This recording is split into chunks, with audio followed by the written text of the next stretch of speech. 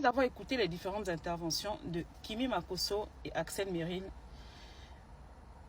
vraiment, Axel Merrill, moi je suis désolée parce que j'étais jugée il y a 3 ans. Moi je fais partie des gens qui t'ont jugé.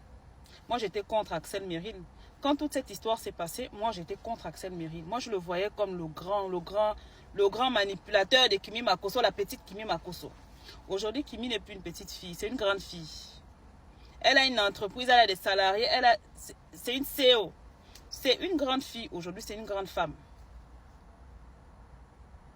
Donc quand moi j'ai vu Kimi Makosso monter sur le live de Corolet, j'ai senti une fille blessée.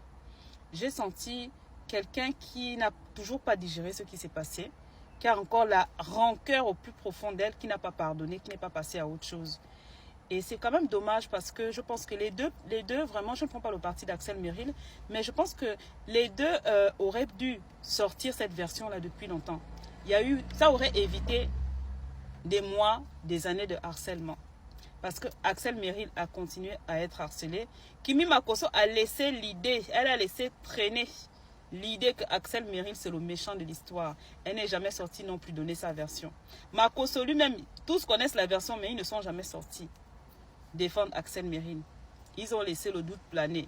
Parce que Kimi Makosso, à l'époque, son père avait mis en place une stratégie de marmaille pour que sa fille rentre dans le monde de l'influence.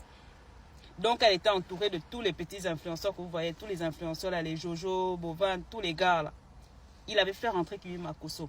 Et ce buzz-là avait donné énormément de visibilité à Kimi Makosso.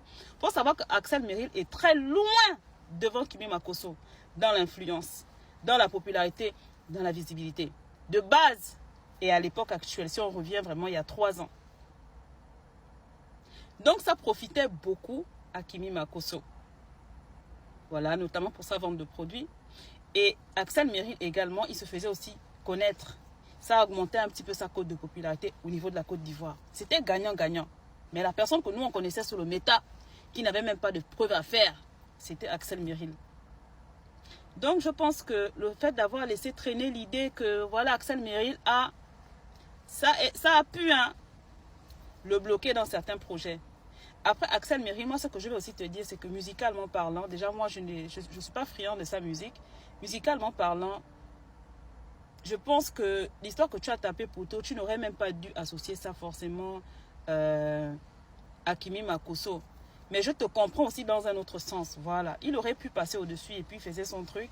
Voilà, il se concentre sur sa musique, il essaie de travailler pour revenir plus fort. Mais je pense qu'il y a un problème de fond. Parce que même quand tu vois Kimi Makosso qui monte